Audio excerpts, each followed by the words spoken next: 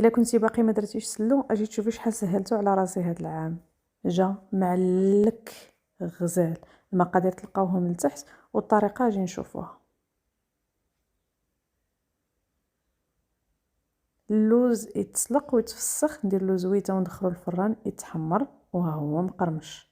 كنطحنو مزيان حتى كيطلق الزيت ديالو بهذا الشكل، كيولي معلك. وكندير الزنجلان نفس العمليه، وهاد العمليه راه كتنقص علينا الزيوت اضافيه، يعني كنوليو مكتفين كنديرو غير شويه على عوض ما نديرو بزاف.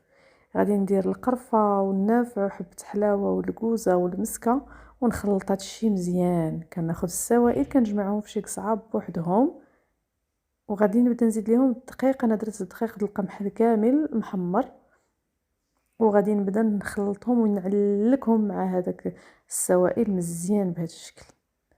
عاد كنزيد ليهم هادو المكسرات اللي علكت، وعاد كنجمعهم بجوج. كنديرهم في خلاط كهربائي او في عجان الا عندكم، وخلطوا حتى يتعلكوا مزيان بلا ما تحتاجوا لا تدلكوا. زيدوا اللوز والزنجلان صاينين وجمعوا هادشي مزيان وقدموه بالصحه والراحه. كيجي معلك غزال، وديك النشوفيه ديال دقيق القمح الكامل صدقوني ما كتكونش نهائيا، غتعجبكم بزاف بزاف.